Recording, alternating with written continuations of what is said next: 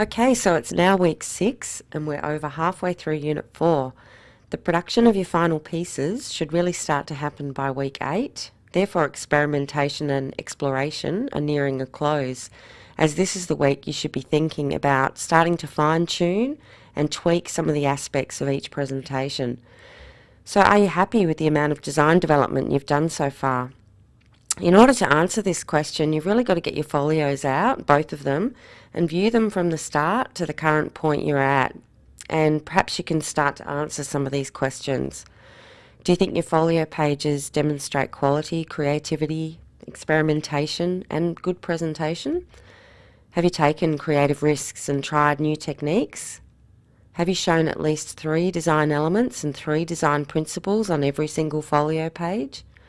Have you explored at least 3 methods of production?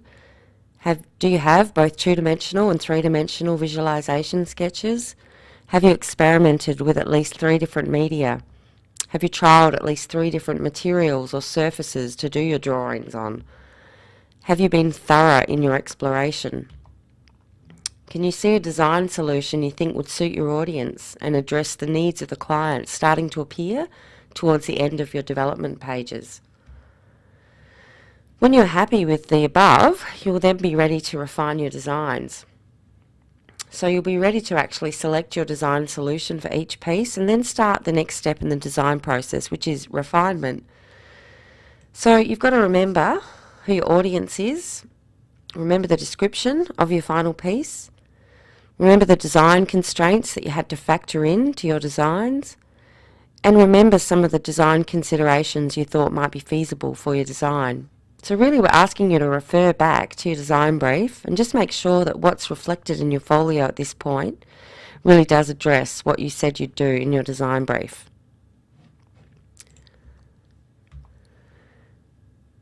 So remember, you're designing for your client's needs and not your own. So look carefully at your drawings and experiments. Do they match the needs established in your design brief? Have you gone off topic or stayed true to what you wrote in your design brief?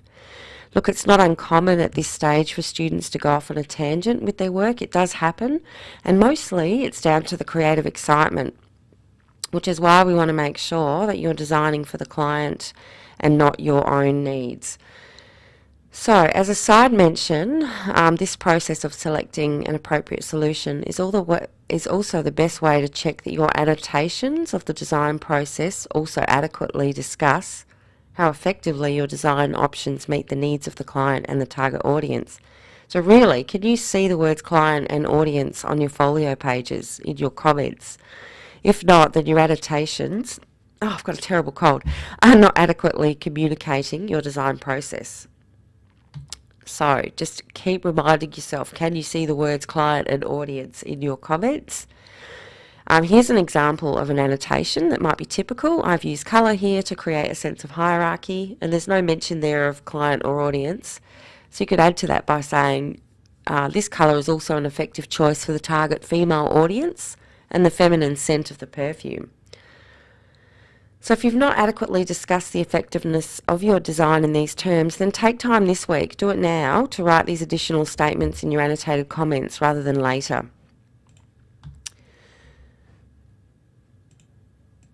So really, what is design refinement? I get asked this question a lot by students, and it's a really good question. Well, if we consider that development is all about experimentation and taking creative risks and making mistakes and learning from them, then refinement is really all about subtlety. And here's a bit of irony, that's not the most subtle way of writing the word subtlety. It's a little joke I like to do.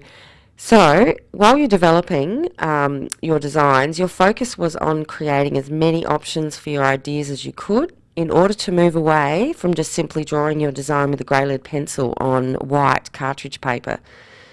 But of course, while you were creating all these options, you didn't really have the time to delve deep into one idea or one method or media or material. You didn't really have time to really perfect it. You just sort of tried it out to see what it was like. So the refinement stage of the design process is all about giving yourself time to perfect your design for each piece. So with the refinement of your design, you should be focusing on the following. Remember that you still produce options when refining designs. These options are just more subtle in nature.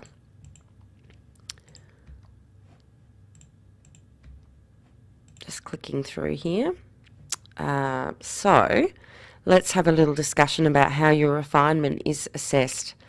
Well, it's assessed through criteria 4 and criteria 5. I'm not going to repeat the explanation of either criteria here because there's already presentations about that. So if you need to jog your memory, just go back to revisit criteria 4 in week 3 and criteria 5 in week 4. Now, I've got some ideas here for what you could do for a design refinement, so we'll just have a look at those one by one.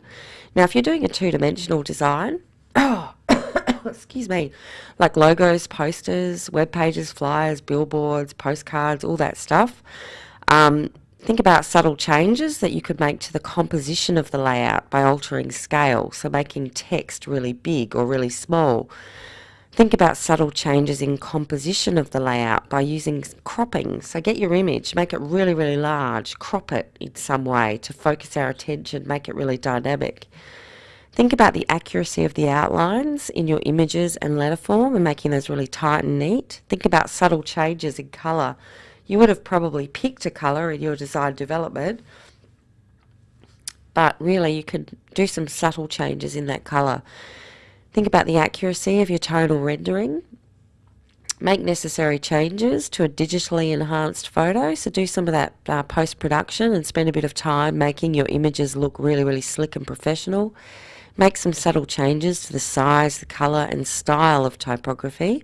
Just really slight tweaks. You know, if you're using a sans serif typeface, you could maybe choose another typeface that's quite similar. You could maybe look at the kerning of the typeface, so that's the space between the letters, and making some of those really subtle adjustments just to really get the professional kind of effect at the end. You can explore a rendering technique in more detail, so tonal rendering, or you could do some pen line rendering, some stippling, some cross-hatching, all of those sorts of things. You could spend more time on your drawings. This is the time to be able to do that. I've got some suggestions here for two-dimensional, three-dimensional designs. You could look at the refinement of the material used in various parts of the object or space. So, you know, look at the cladding on the outside of the building. You know, will it be wood? Will it be galvanised iron? And how are you going to show that in your folio? Perhaps through some really detailed rendering. You need to obviously look at the instruments you're using to accurately draw the object or the space with things like isometric and orthogonal drawing. You need to use the drawing codes and conventions really accurately in your orthogonal view if you've done that. So your title block, your scale, including your third angle symbol, looking at the alignment of your views and correct dimensioning. You can use scale and measurements to accurately draw your isometric. Use appropriate rendering to convey the surface materials of your object or space that you've designed. Look at your accuracy of your total rendering, spend more time on your drawings. And finally, really start to consider the two-dimensional layout of your final design. You are working on a three-dimensional space or object, but more than likely you're going to be presenting that design as an actual two-dimensional drawing. So you have to actually think about where you're going to position that drawing in relationship to the page. So you could do some thumbnails to show the layout options for that. Now, I've just put up a little bit of an example here of a refinement page. This was done by top design student Julia Bergen. And you'll see here that really the key elements have been decided. We've got the decorative shape, which is referencing the word L and the concept of linking. And that decorative element is represented in those three poster options, but obviously she's just used different scale. Here it's quite large, here it's smaller, and here it's positioned differently with the inclusion of a bike. And you'll see the colours are actually quite similar, but she's just made some subtle adjustments. We've got sort of your darker grey here, then she's gone for more of the sage green, and then in this one more of your khaki green. So again, this is a really good example of a refinement page, and she's made comments down below. You probably can't make them out here in this slide, but she is referencing the design elements and design principles. She has talked a little bit about the Bauhaus influence that inspired her in terms of the composition and the layout. And then moving on, again, the same student, and she's looked at some other options of that same poster, Peninsula Link, and again, the typography has been decided upon. You'll see it's this sort of typeface, very rounded, sans serif, quite sort of bold and thick. So she hasn't really played around too much with the typeface. All she's really done is change the scale. Here it's quite small, here it's quite large. Here the P drops down to make a border, which kind of connects down to this bit of information down here about the flora and fauna. She's, decided on the image here, which is a very kind of decorative, geometric pattern based on the flora of the area. And she has used that same element across 3 posters. Here it's broken up a little bit into more of an origami sort of influence, but you can see the connection between these 3 posters. They're very, very similar, but there are just sort of slight and subtle adjustments that have been made. I hope that's really helped you looking at those examples.